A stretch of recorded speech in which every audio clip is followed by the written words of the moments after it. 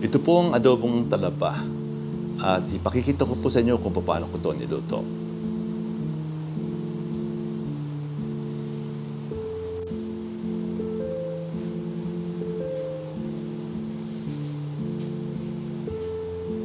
Ngayong umagang ito ay magluluto tayo ng adobong talaba. At ang mga ingredients na ating gagamitin ay itong bawang, sibuyas, paminta, asin, at siyempre hindi mawawala ang suka at toyo. Lalagyan din natin ng luya para lalong sumarap ang ating lulutuin. Sana ay samahan ninyo ako hanggang sa matapos natin ang pagluluto ng adobong talaba.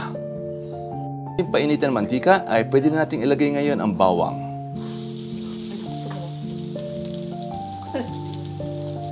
Ayan. Ngayon naman ay isusunod nating ilagay yung sibuyas. At maya-maya ay ilalagay na rin natin yung luya.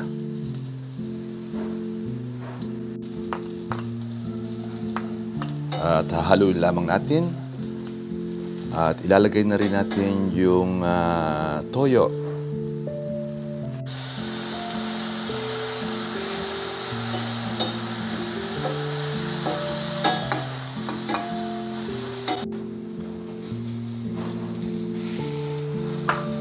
Ayan, ilagay na natin ng suka. At lalagyan na rin natin ito ng paminta at asin.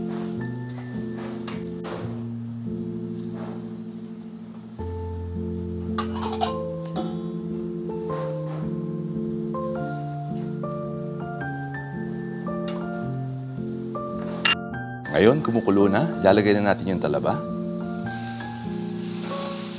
At mabilisan lamang ito para wag masyadong maluto. Ngayon ay hahaluin natin.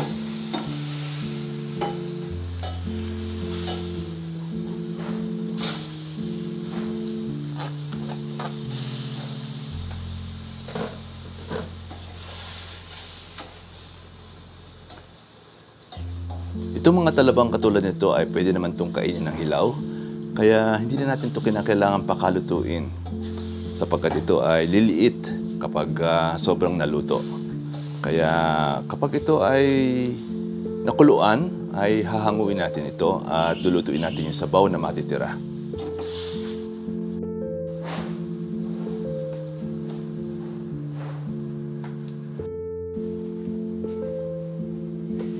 Ayan, kumukulo na siya. At pwede natin itong hanguin. At titimplahan natin yung sabaw na matitira sa kawali. Hahanguin natin ngayon. At ititira lamang natin yung sabaw. At siyang ating titimplahin.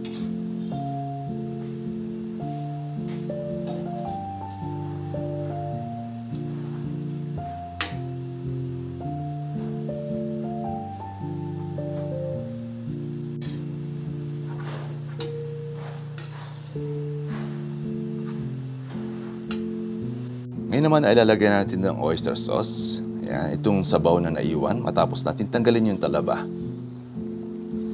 Ayan, habang kumukulo siya, ay lalagyan din natin ito ng magic sarap para lalong sumarap ang lutuing ating niluluto. Ito ang magic sarap at ilalagay na natin sa ating nilulutong adobong talaba. Ayan.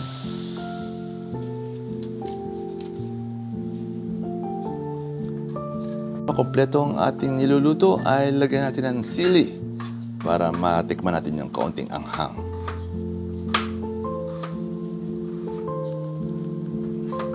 Kumukulo ay ibabalik na natin yung ating talaba.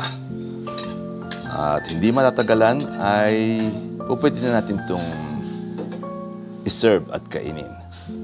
Ayan, mukhang masarap na siya. Ngayon ay sandali natin takpan.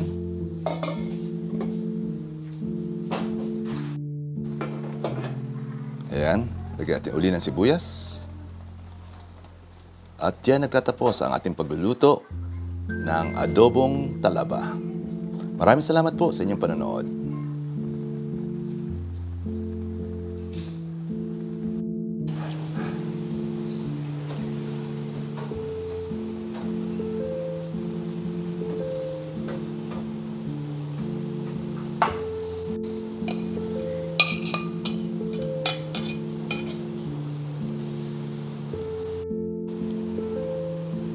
Ito po ang ating nilutong adobong talaba.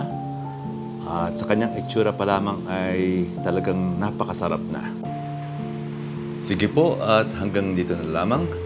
At kung kayo po ay hindi pa nakakapag-subscribe sa aking YouTube channel, ay hihiling po sana ako sa inyo ng isang maliit na pabor na kung maaari po sana ay mag-subscribe na kayo. At kung sa inyong panonood kayo po ay nasiyahan, pwede rin po itong i-like at i-share para po mas maraming tao ang makapanood sa video natin ito. Sige po, at muli po ako po ang inyong kaibigan na si Dante Salvador ang sa inyo nagpapaalam. Bye!